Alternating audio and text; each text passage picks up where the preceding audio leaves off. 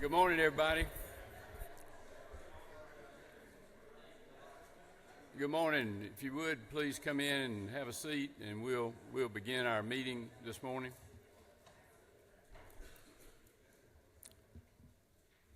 I'm going to ask Chairman Stevens to open us up with a word of prayer this morning. Let us pray. Most kind and gracious Heavenly Father, thank you for this day. As we go through these heavy issues, point us the direction. As we take our steps, point us in those directions as well. Give us the wisdom, show us the way. All these things we ask. Amen. Thank you, sir. Okay, let's hear from our senators. Senator, come on up, Senator Beach. Yeah. Is this on? Okay, Yep. there. Thank you for hearing this. It's Senate Bill 151. It started out as a joint development authority bill. It has since changed, and I want to thank Madam Pro Tem Jones for her hard work on working with the mayors and getting this done. When I first moved to Fulton County 32 years ago, there were only 2 cities and the rest was unincorporated. Now there is no more unincorporated. We have 6 cities.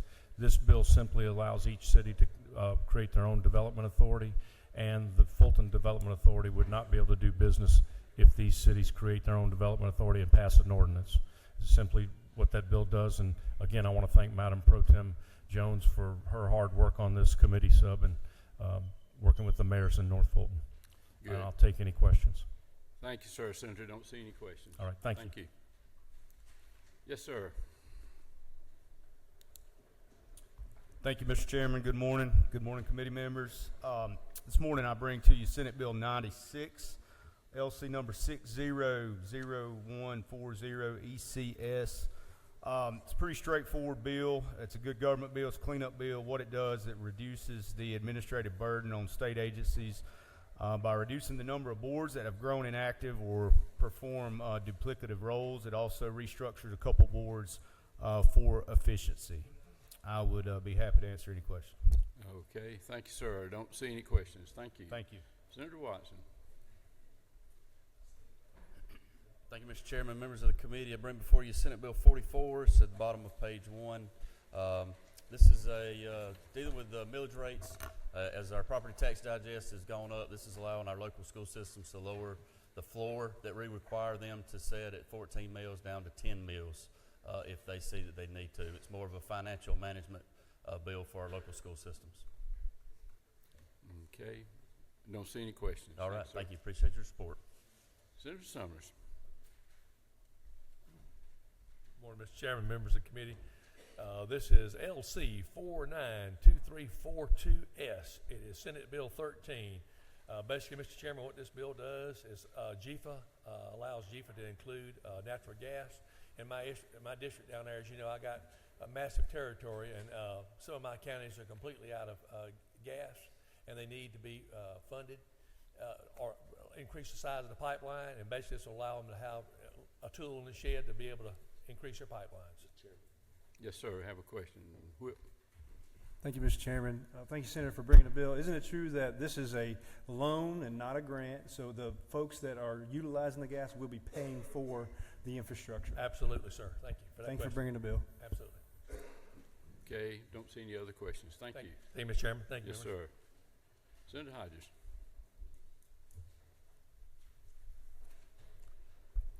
Thank you, Mr. Chairman. I appreciate the opportunity to be here. I have Senate Bill 131. It's midway of the second page, LC 550520S. Basically what it does is it establishes a health care website statewide to provide better health care information to Georgia health care planners and consumers.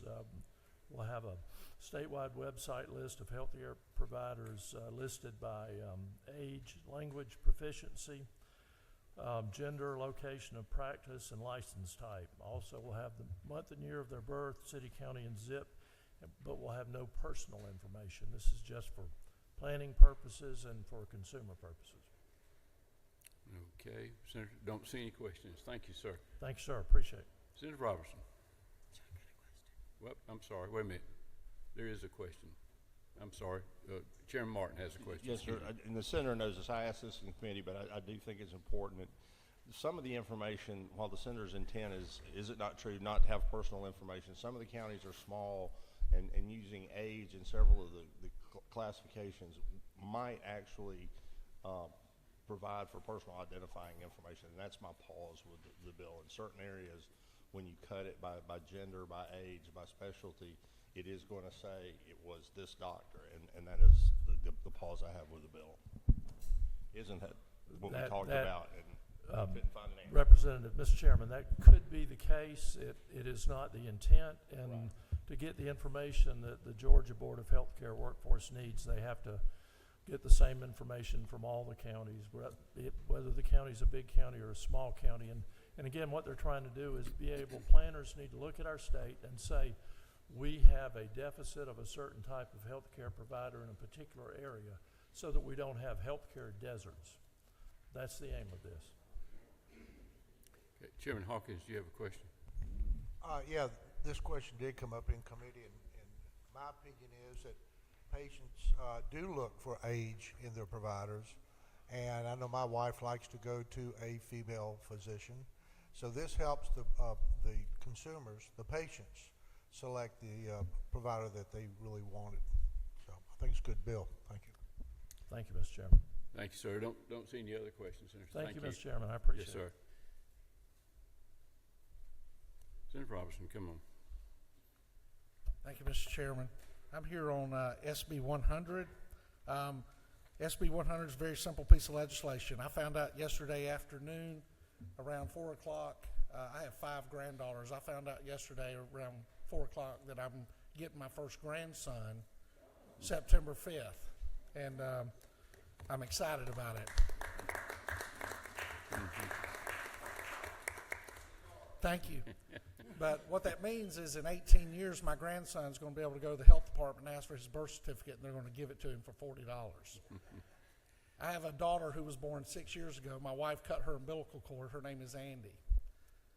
In 12 years, when Andy goes to the health department to get her birth certificate, her original birth certificate, she's going to have to hire an attorney.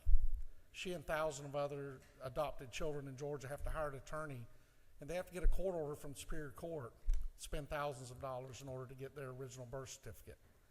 What I want to do is I want to put my daughter on the same plane, the same equal level with my grandson, and that's exactly what this bill would do. It would allow adopted children to be able to go when they're 18 years old as adults and get a copy of their original birth certificate, and it's just that simple, Mr. Chair. Okay. Don't see any questions. Thank you, sir. Have a blessed day. Yeah. Senator Brass. Morning, Mr. Chairman, members of the committee. I bring you SB 85 on page 2, third from the top. Simply a foster kid grant and scholarship program. It's just putting some eligibility requirements and kind of tightening it up there. And then again on page 3, top of the page, SB 193. And this is a adult high school diploma program for ages 21 through 40, where the third parties that are running this program, most of the payments they receive are on the back end. As the people graduate, that's where they receive a bulk of their money. Okay, Senator, don't see any questions on either of those. Thank you. All right, thank you, Mr. Chairman.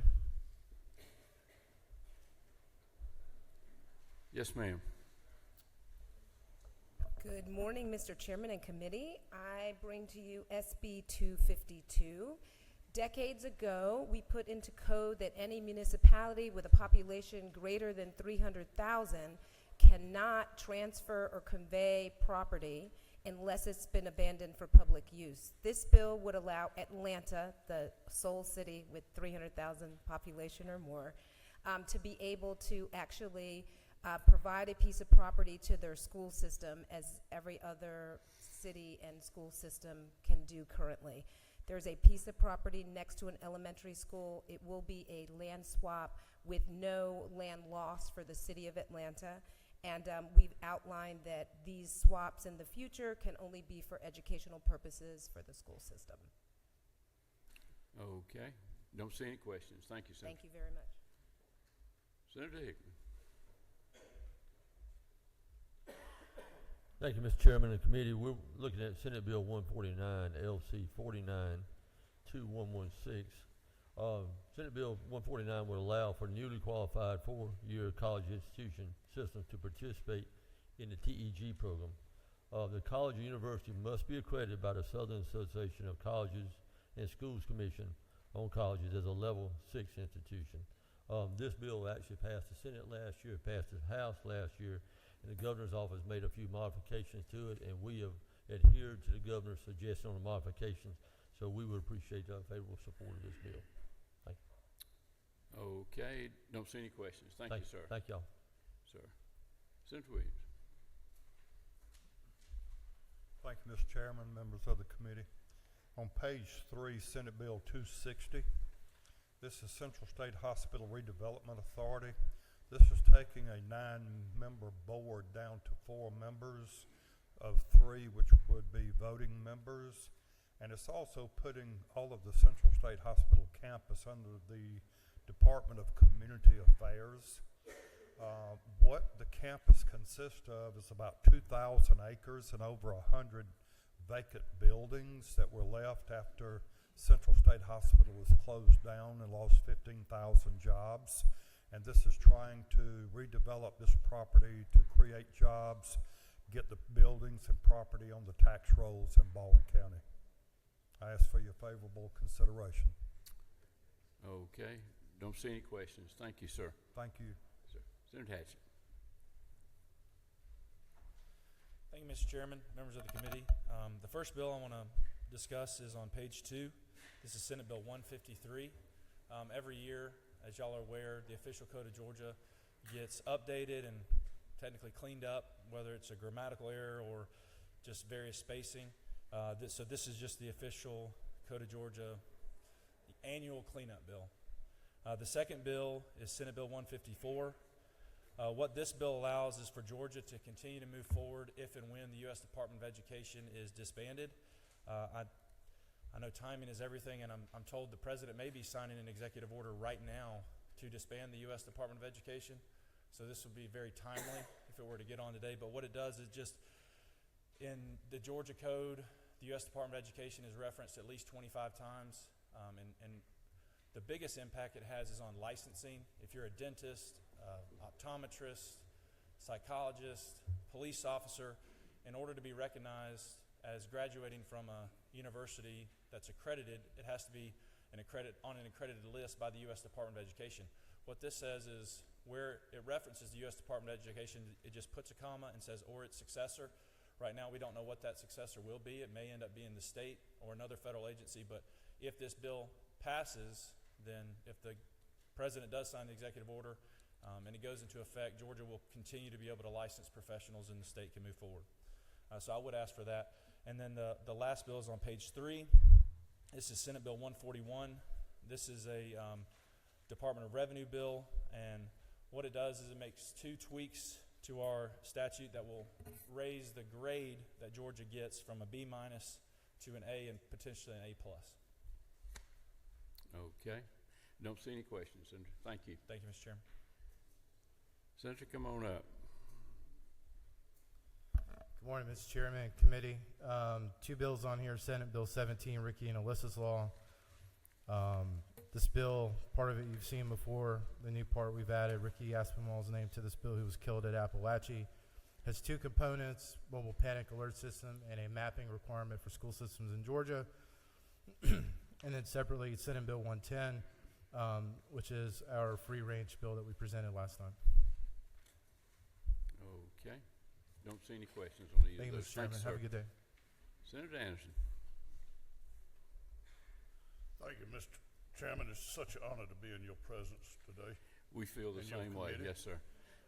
On the 3rd page, Senate Bill 293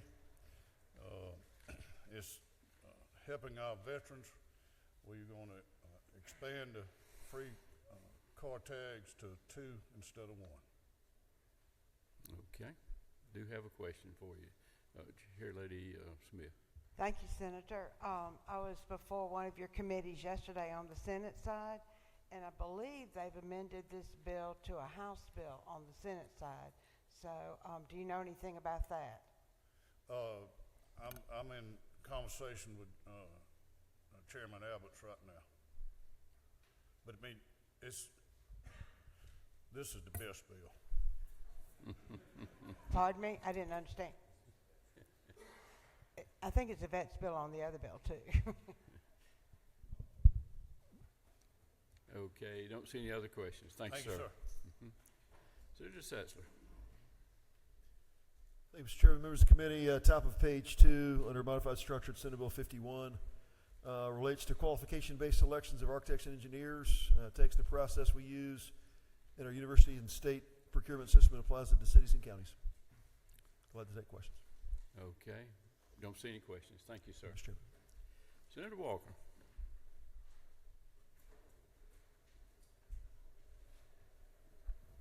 Thank you, Mr. Chairman. Good morning, committee. On page 2, right in the middle, Senate Bill 125, it would allow for engineers in training to take their professional engineering exam anytime after they complete their coursework, their academic work, instead of having to wait till the end of their field experience. Hope this will improve the pass-fail rate. Okay, you don't see any questions, Senator. Thank you. Okay, Whip Burchett. Thank you, Mr. Chairman. I'm asking for Senate Bill 68. It's second from the bottom on page 3. And what Senate Bill 68 does is makes revisions, reasonable revisions to the Civil Practice Act, the Evidentiary Code, and premises liability. Okay. You have a question? Representative Evans. Thank you, Mr. Chairman. To the whip, my understanding is that the bill came over to us from the Senate. Obviously, it was not engrossed, and I was wondering what was the wisdom to make it structured on our side when they didn't restrict it on their side. Well, the wisdom of the chair of the committee is put it in a structured format. Not a revenue bill. I was just curious why. Well, we've had about 13 or 15 hours of debate on this bill, and we've heard from folks from all over the state, and I feel like that most questions have been asked, and so we want to go ahead and try to deal with this and move that out, so that's the reason for that. Thank you, Mr. Chairman. And I also believe that the representative asking the question has had a thorough vetting of the bill, and I believe there will be an opportunity to do that on the floor. Okay. Did you have another question? Just to respond, and I appreciate that I was put on the subcommittee, but there were a lot of people that didn't, and it would have been nice to at least been able to offer amendments to propose for the floor, but when it's structured, we can't even do that. And I just wanted to make the point that I didn't understand, given it's not a revenue bill, why we're so afraid of amendments. But thank you for the answer. Thank you. Thank you. Is that all? Any other members of the committee need to ask for a bill? Okay. Chairman Hawkins, did you need to ask? I'd like to ask for SB 5. SB 5. It's a bill that reduces prior authorization for providers who have a good, clean track record, also known as the gold card bill we had last year. Okay. Any questions? No questions. Chairman Lindstrom? Like to put my name by Senate Bill 110. Okay. If these bills have already been asked for, there's no need to put our name by them unless y'all just feel urged to do so. Okay. Here we are. Let's do a little housekeeping before we set the calendar. Do I hear a move to recommit Senate Bill 151 back to Intergovernmental Coordination Committee? Move. We have a move and second. Is there any opposition? Okay. It's sent back to committee. Okay. Now, we'll set a calendar for today. Under structured, Senate Bill 68. Move. Have a move and a second. Any opposition? There is opposition. All those in favor say aye. Aye. Those opposed say no. The ayes have it. It's on. Under modified structure, Senate Bill 153. Move. Second. Have move and second. Is there any opposition? It's on. Also, under modified structure, Senate Bill 252. Moved and seconded. Is there any opposition? It's on. Thank you very much. We're adjourned.